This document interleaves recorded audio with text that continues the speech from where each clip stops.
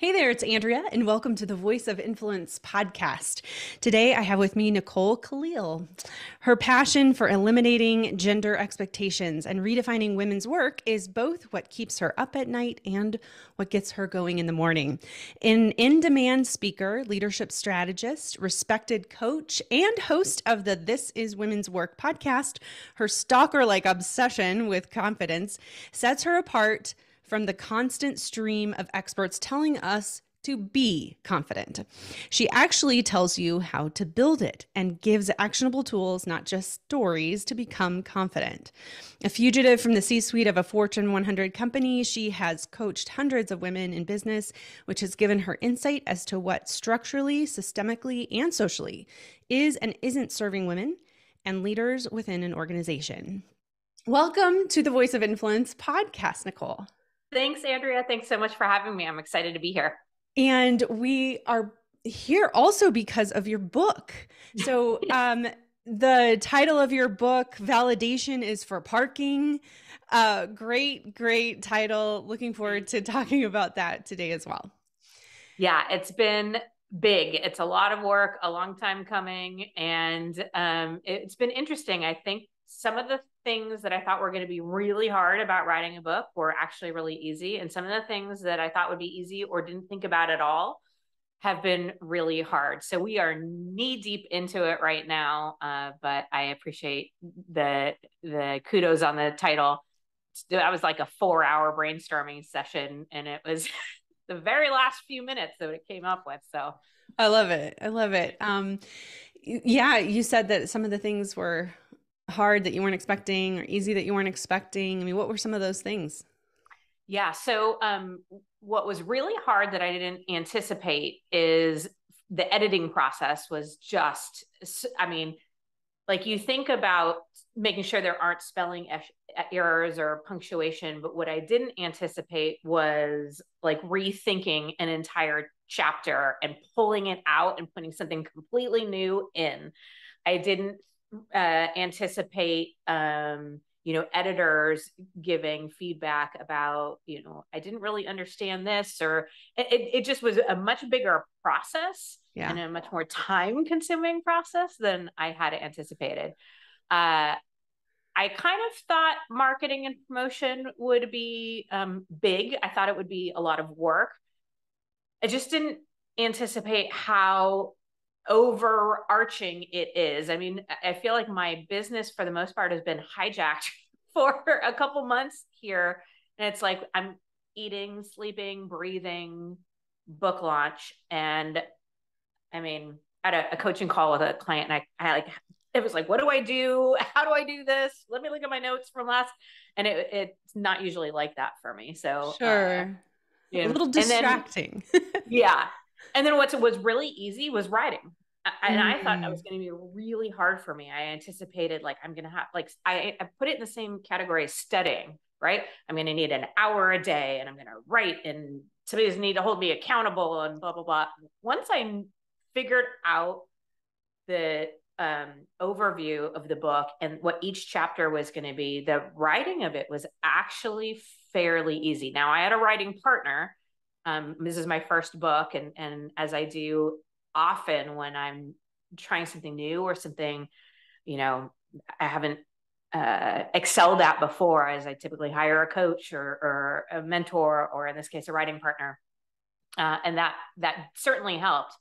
But the actual writing of the book, the putting thoughts out on paper, not that hard. So cool. Those are a few examples. Yeah, I can really relate to the not expecting the content editing.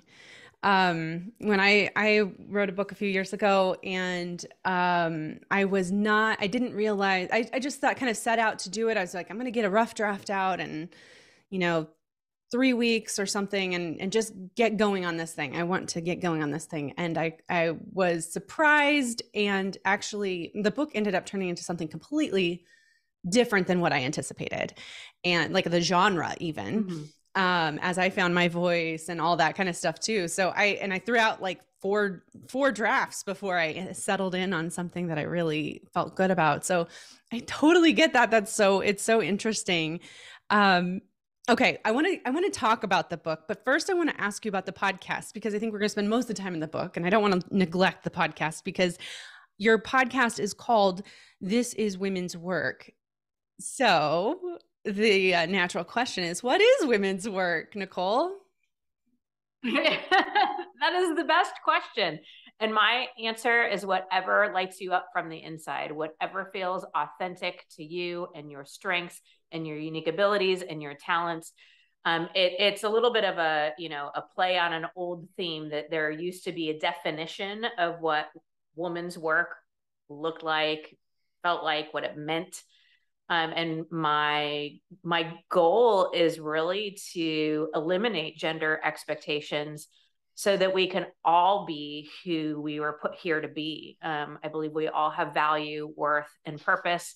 And there is never going to be another me or you in the future. There has never been another me or you in history. And I think that makes us pretty damn special. So, yeah, that's a long-winded way of saying you decide. You're the definer of what your work is to be. And my hope is that we don't get confined by any gender stereotypes in the discovery of what is our purpose. I really appreciate the perspective of that. No, there's never been and never will be another you.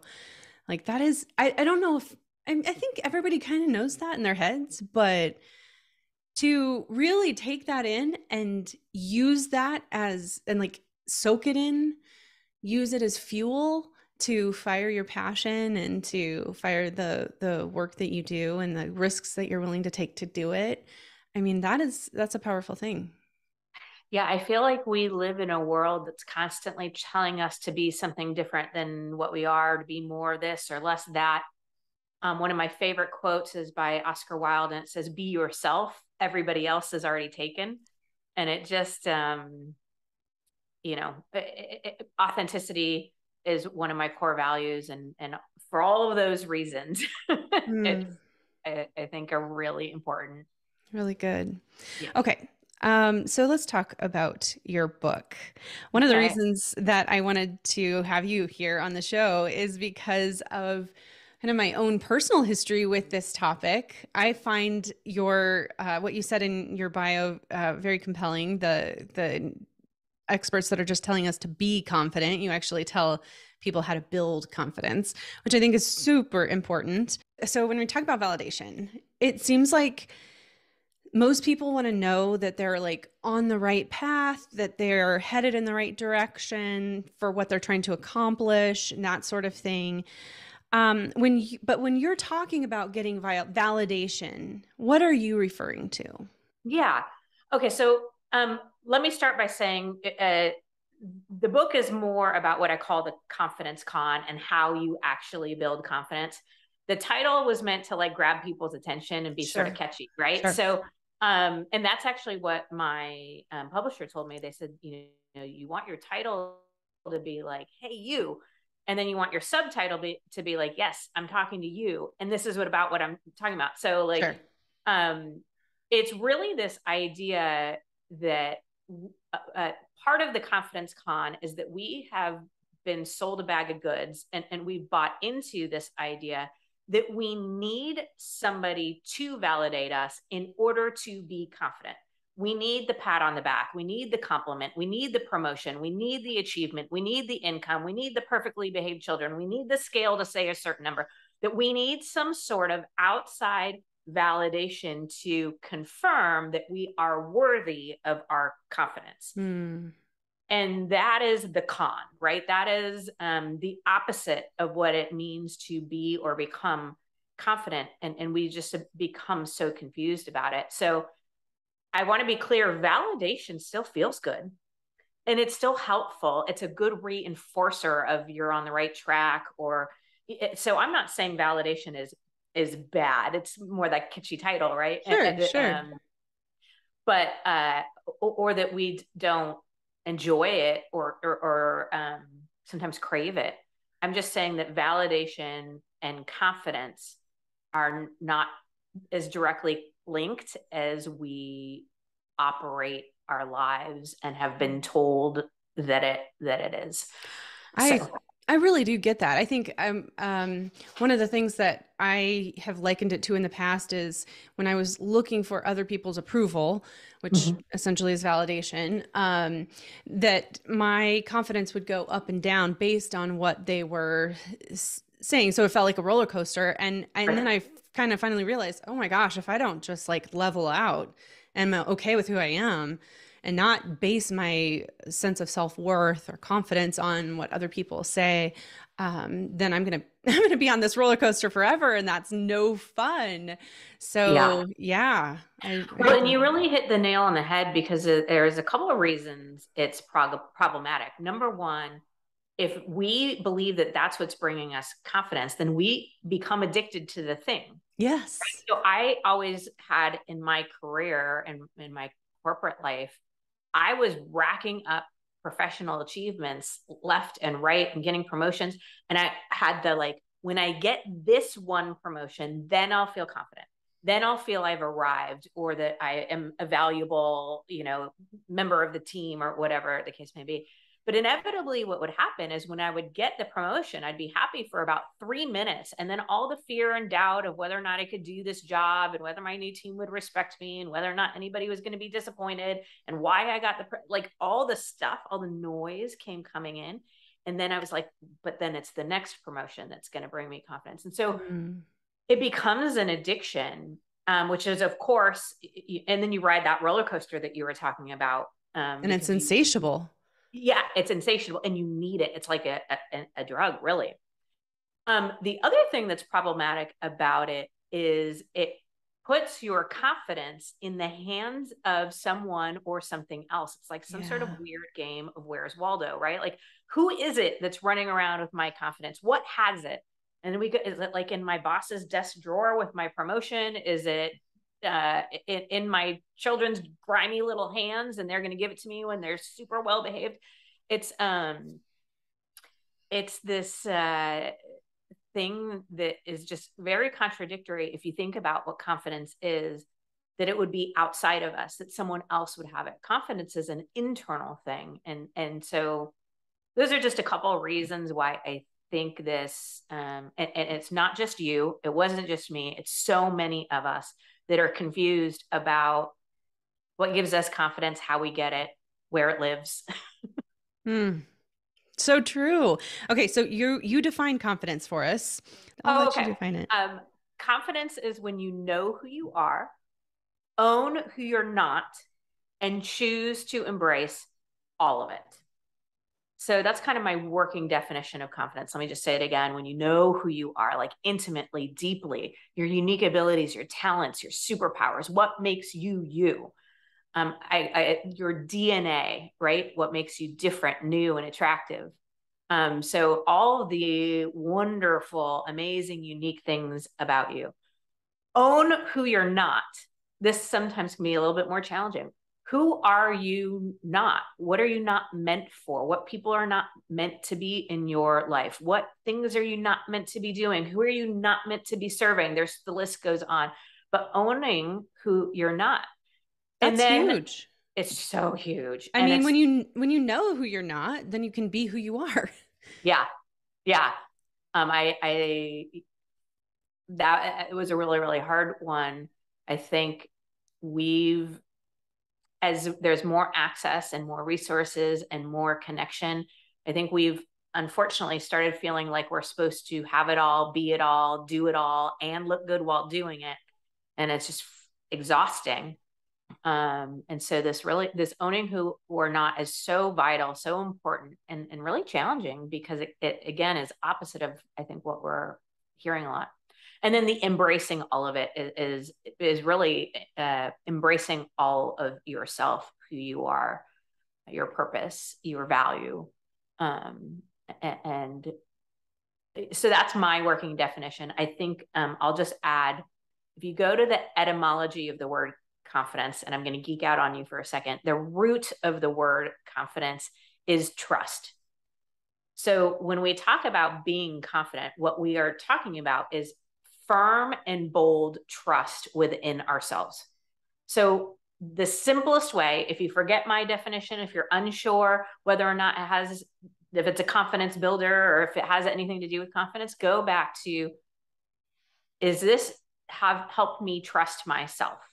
Am I trusting myself firmly and boldly? If the answer is yes, then it's confidence. If it's not, then it's something else. Cool. What else would it be? So I'll give a really good example. I think we have begun to believe that confidence has a lot to do with how we look. How we look has very little to do with trusting ourselves. We've taken this word and we've messed up its meaning. And so we often say, you know, I got dressed up, or I got my hair done, or I did, you know, whatever. And that made, or I put on a great suit and that made me feel confident. No, what that made you do was feel attractive or feel successful or feel powerful or feel prepared or feel ready. All those things are great things. There's nothing wrong with feeling any of those things. But unless that outfit is having you trust yourself more, then it's not a confidence builder. And so that's one example. Another thing where I think we overuse the word confidence is just whenever we feel good. Like we think, you know, I woke up this morning feeling confident. That's like code for, you know, I was having a good day, or I felt happy, or I felt, you know, there's a bunch of words that we can use. Joy. Wonderful ways to feel. I want you to feel those things.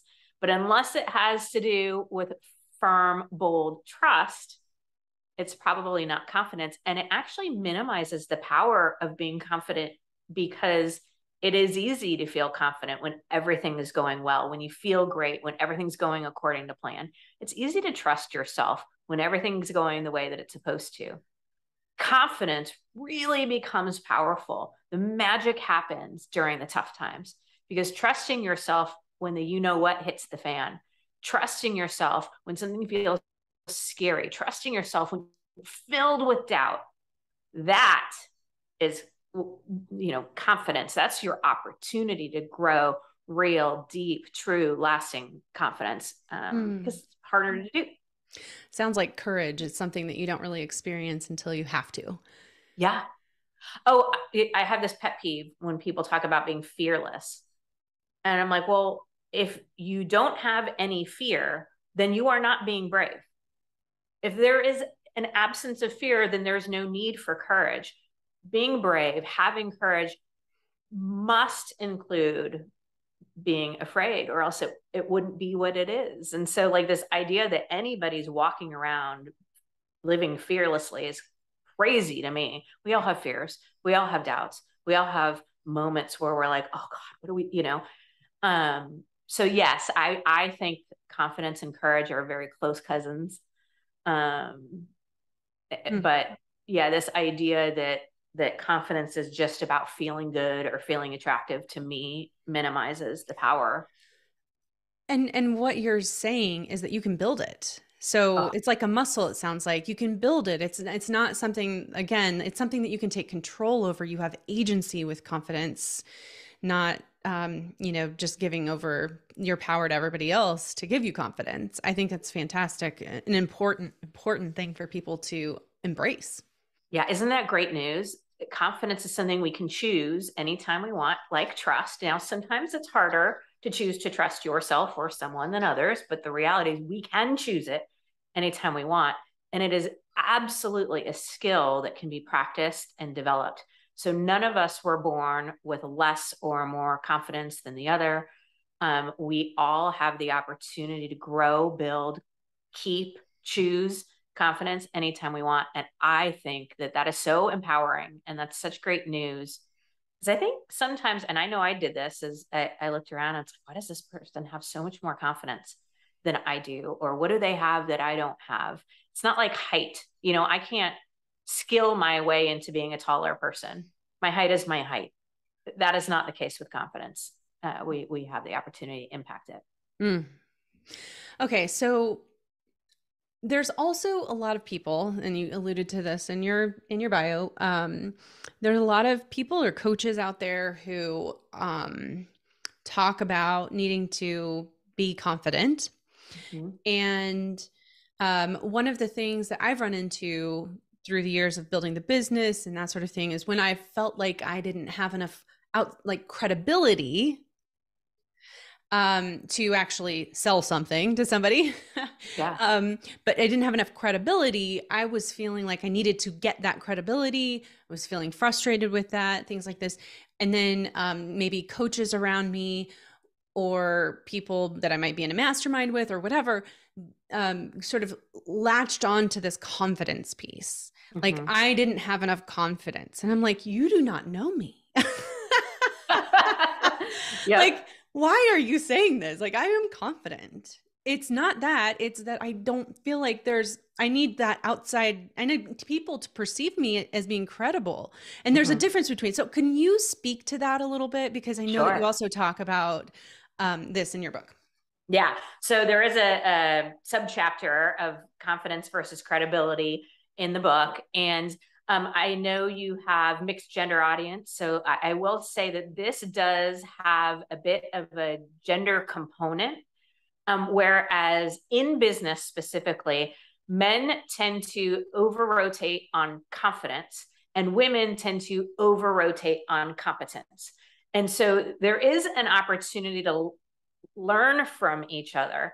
But the reality is in business, most people will follow the person with the most amount of confidence, regardless of their level of competence. Said another way, even if somebody's more competent, they have more designations, more experience, more success, and there's somebody with less of that, but more confidence in the same room, people will follow the person with more confidence. So this is really important in a professional setting to understand.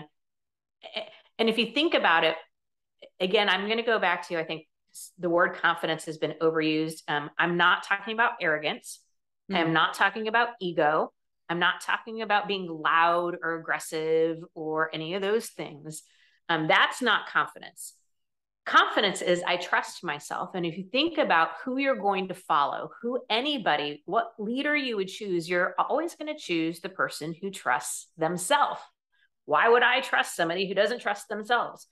And so we just have to think about it from that. Like, that doesn't mean that you have all the answers or that you know exactly what to do or that, that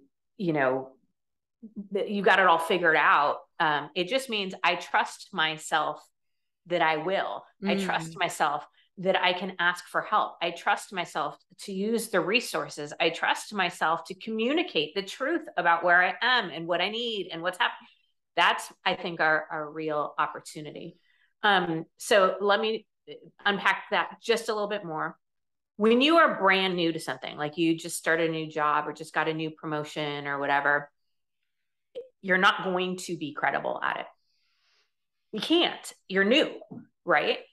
And so sometimes people go chicken or the egg, which comes first. My opinion is confidence comes first. Credibility you build and grow. Both are necessary for success. Both are necessary in leadership. But I don't think it's a question of which comes first. So, Andrea, to your point earlier, having confidence in yourself, trusting yourself is super important. Confidence on the road to competence is what I think we all can do, regardless of our gender. So sometimes men will rely too heavily on their confidence and not feel the need to increase their competence. And I'm not saying that to knock men. That's just what the research shows.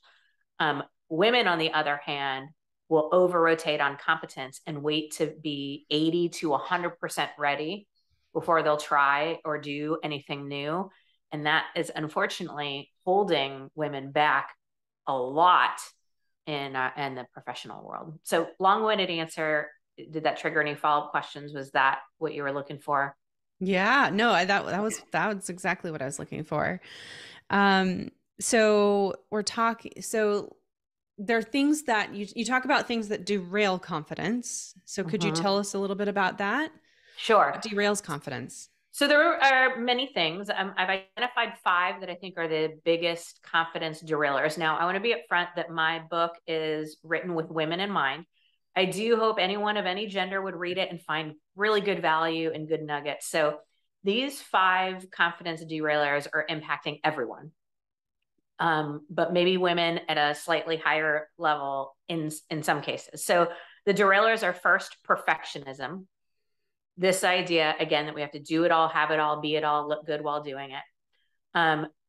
I have noticed with men, this plays out very specifically in their professional life. It's success, it's providing, it's, there's perfectionism in that side. Women, unfortunately, it permeates pretty much every aspect of our life. We feel like we need to be perfect across the board. Perfectionism is derailing our confidence because it's unachievable. It is a completely unattainable goal, which leads to the second confidence derailer. It's what I call head trash. I've heard it called your inner critic or negative thoughts, but it's basically the voice we all have inside of our own minds that says you're not good enough, you're a failure, you suck, whatever the things are, right? It's the things we say to ourselves about ourselves that are never kind and very rarely true. How we talk to ourselves impacts everything: our mindset, our beliefs, and this what I call head trash is really doing major damage. So if perfectionism is the enemy of confidence, head trash is the bully. It's what beats us up. The third confidence derailer is judgment and comparison. We know this one. I know judgment and comparison existed far before social media, but with social media, we can do this literally anytime we want. Pick up our phone, open any social media platform. So easy to compare our behind the scenes to somebody else's highlight reel, right? We are comparing our everyday normal lives to somebody's best moments. We fall short. Why don't I vacation the way? Why am I not in this position? What is this person doing? And sometimes we compare and come out ahead. Like, at least I'm not an idiot like this person, or, right? But either way you slice it, comparing ourselves is creating judgment, and that derails our confidence. Because our judgments always give more insight into the person judging than it does the person being judged. And all it's doing is feeding our inner critic, feeding that head trash. And so it's problematic there. Let me just pause. Any questions on the first 3 derailers? Okay, so first of all, judgment and comparison. I've been preaching this for so long. Comparison isn't the enemy, judgment is. Yes. So I loved that you put that in your book. I was really excited about that because comparison can be helpful in some situations to understand who we are and what we are good at or not good at or whatever. And that it's just a matter of that. So I love that. I also, I wanted to ask this question too. You talk about, and maybe you want to do this after you finish about these 3 or the next 2, but with the head trash piece, you talked about how there's like how your real trash actually helped you to understand it better. So if you want to wait, you can talk about that now, or you can talk about it later. Fine. Whatever. I'm happy to go into that. It's the weirdest thing that evolved into this great analogy, this great story. So my husband, daughter, and myself lived in California, where I was born and raised, for about 6 years. And then my husband got a promotion out in Boston. Now I can do my work from anywhere, but it was a really fast turnaround. So like within 2 months, we sold a house in California, bought a house in Massachusetts. My husband hadn't even seen the house that I bought. And we packed up and moved. One of the things we didn't know when we moved to the town that we moved to is it didn't provide trash service. Like, nobody came and picked up our trash bins once a week, that we left outside. We had to haul our trash to something they called the transfer station, which is a very nice way of saying the dump, right? Okay, so why am I talking about trash? Because I have learned so much about head trash from my regular trash, from the experience of having to do this. So here are a few learnings. Number one, I am not the only contributor of my trash. My husband, Jay, was throwing things away. My daughter, JJ, was throwing things away. If we had a dinner party or friends over or family, other people were contributing to my trash. The same is true for your head trash. It's not your inner knowing or inner voice that's in there. It's the accumulation of other people's trash, bullies, exes, well-intentioned friends and family members, bosses. I mean, you name it. There's so many people who have contributed to our trash, which leads me to the next learning is, doesn't matter. We are always responsible for discarding our trash. So in my household, it was my job to sift, sort, and discard our trash. So what that meant is making sure recycling went into recycling, trash, compost, get it in my car, take it to the transfer station. And before anybody feels bad for me, my husband does all of the grocery shopping and cooking in our household. So I was more than happy to have this be my chore. But the point is, like, if we had a party, I didn't invite or call all the people who were invited and say, hey, come back to my house and help me get rid of the trash. I had to do it. Same is true for your head trash. Doesn't matter who's contributed to it. It will still only ever always be your responsibility to sort, sift, and discard. Which leads me to the next learning. Not all trash is the same. Some can be recycled. It can be brought back for some other use or some other purpose. Some trash, it can be composted. It can be used for growth, to grow something new and beautiful.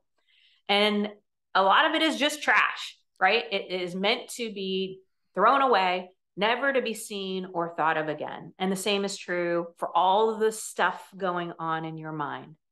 So I'll give some examples. I was told that I was too loud and opinionated quite a bit in my life. Well, I recycled that and did what every loud and opinionated person does, and I started a podcast, right? So great, I made that work for me. I had been given the feedback in my corporate life that I was unapproachable, that I was very difficult to approach. I used that in composting for my development and my growth, and I really worked on understanding the good parts of that I'm really good with my boundaries, and then understanding where my opportunities were, or to communicate and make myself more approachable. And then finally, I had an ex-boyfriend that told me that I would never find anybody who would want to be with me unless I toned down my success. That was trash. That needed to be discarded, never to be seen or thought of again. Screw him. Sorry, I don't know if I can say that. And so, there's that. And then the very last learning about head trash, or about regular trash, is it gets disgusting when it's hot out. Like, it gets really hot and muggy here in New England when in the summer. And during those times, like, our trash would get gross. Like, I would have to put gloves on. There were maggots, and that meant I needed to sift, discard much more frequently. The same is true for your head trash. When it gets hot out, and by that, what I mean is when you're overwhelmed, when you're stressed, when you're under pressure, your head trash is going to get gross. It's going to get disgusting. And so it's going to be even more important that you discard it quickly and regularly, so that you don't end up with mind maggots. Okay, so that's my story on trash as head trash. I just think that image is so helpful. So thank you for sharing that with us. Oh and then you had two more. You had two more derailers that you wanted to share. Okay, so two more derailers, and I'll be quick on these. The fourth confidence derailer is overthinking. Thinking is not a problem. Overthinking is a problem, because overthinking creates inaction. Inaction leads to regrets. If you ask all the most successful, even people at the end of their life, or even the most confident people, their biggest regrets, they'll mostly tell you about the things they didn't do. So overthinking chips away at our confidence, because it has us be in inaction. And then finally, the fifth confidence derailer we actually talked about quite a bit is seeking confidence externally. This idea that your confidence is out there. I call it the false formula. It's, if X happens, X is fill in the blank, the compliment, the reaching a certain weight, the being able to afford a certain car, whatever the case, if X happens, then I'll feel confident. That's the false formula that never works. So those are the 5 confidence derailers. They're big ones. I've noticed, I've yet to speak to a single person who's like, yep, none of those affect me. Having said that, my experience is all of us have 1 or 2 that really impact us the most. And so being mindful of those, I think, can be really helpful. So your book talks more about a lot of the things that you can do to build confidence. And so I want to encourage the leaders the people listening to get the book and to read more about those. But I do want to touch on one of them. You said we're exposed to so much commentary, so many opinions, and so many voices throughout the course of our lives. It becomes challenging to hear and listen to our inner voice above all others. Making a habit of listening to that voice inside of me, which I call my inner knowing, was one of the most important changes I made on the road to building true confidence. What practices do you use to help pay attention more to that inner voice? Yeah. And the key word there is practice, right? It is very much a practice, and I'm human, and I have times where I get really far away from it and have to practice my way back.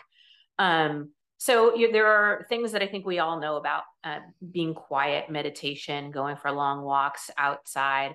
I do a lot of my best thinking when I am working out or when I am in the shower. It's just a really important thing to have some time with yourself, by yourself.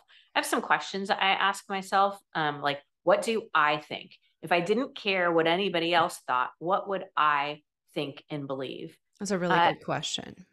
Yeah, it's because especially when we're in fear and doubt, it's so easy to just ping off of everybody's good advice or good ideas. And so really asking myself, what do I think? What do I believe?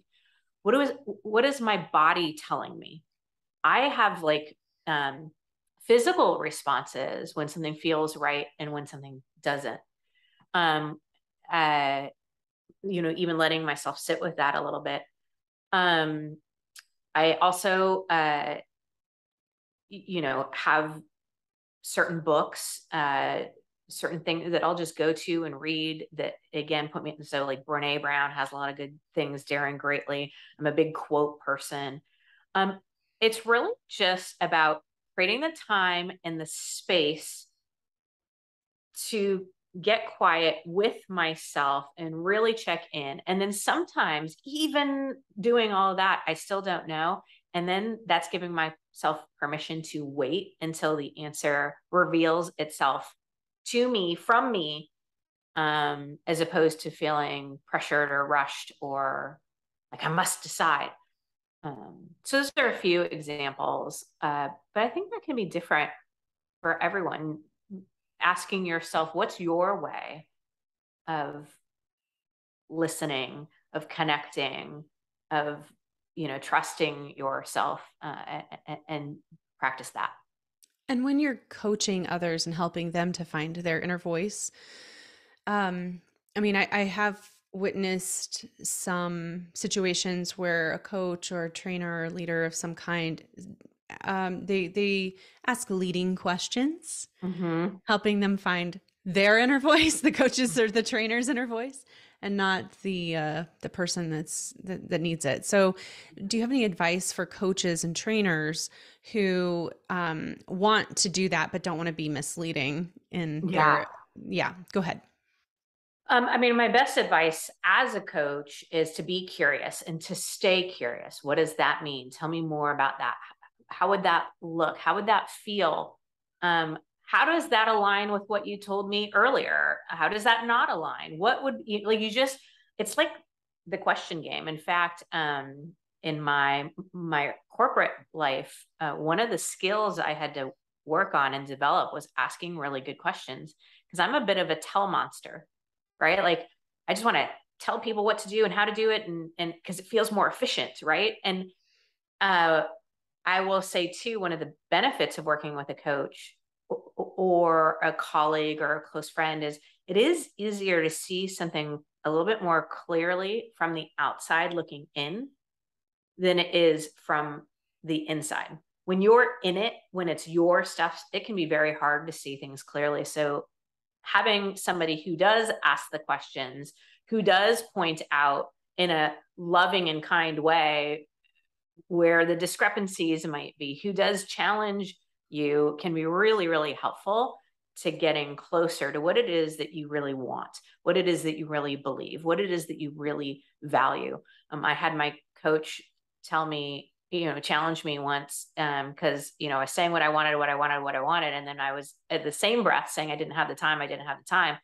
She's like, well, you must not really want it. It's like, okay, fair enough.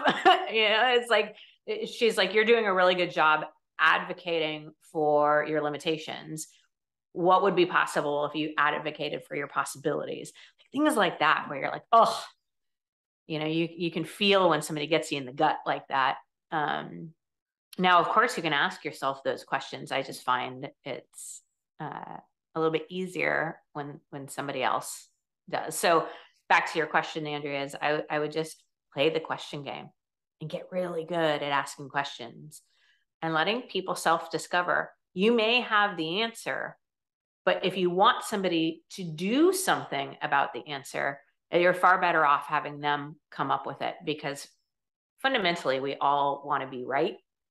And if we come to something on our own, we're much more likely to act on it. We're much more likely to prioritize it. Love that. That is one of our core values is agency, personal agency, and helping other people find that. And what you just said just really nailed it on the head. Okay. This has been a great conversation. I feel like we could talk forever. I know. It's weird how quick 45 minutes goes by. I know. So Nicole, would you please share with the audience where they can find you? I will have one more question for you, but where can they find you? Where can they find your book? Yeah. So NicoleKalil.com is my website. That is really the best place to go for any and everything. There's, a book link, and you can pre-order depending on when at the time of this recording, you can pre-order. After, I don't know when this will come out, but you'll be able to find the book there. And of course on Amazon or wherever you buy books. Do you have a launch date at this point? October 4th. Okay. Well, we'll make sure to put it probably at the end of September then. So awesome. That'd be great. Yeah. We'll get it in a good spot for you. Get people pre-ordering right before it comes out. That'd be great. Awesome. Okay. And then my last question for you, and we'll put that in the show notes. So audience, if you're not sure exactly what those links are, we'll put those in the show notes at voiceofinfluence.net/podcast. So, all right, last question for you. What's your last piece of advice that you would want to leave the audience with who want to have a voice of influence? Yeah. So to trust that you have a voice and that it matters and that it is your unique voice that must be heard. As it relates to trusting ourselves, I think it's embracing and accepting what makes us different in a world that keeps trying to get us to be more like each other, right? So be like this leader, follow this person's path, do what I do, say what I say. And I am all for education, hiring a coach, all the things. But at the end of the day, trust that you have a voice, that it matters, and that what makes it different is really your competitive advantage more than what would make you the same. And if somebody doesn't like your voice, go find somebody that does, or go find a place that values it, because it does exist, and you're far better off finding a place where it's valued than trying to convince or prove. And then you go back into that validation game that we talked about at the beginning of the show. So be yourself. Everyone else is already taken. Thank you so much. Appreciate you being here with us and being a voice of influence for our audience today. Oh, thank you, Andrea, for having me. It's been a great pleasure.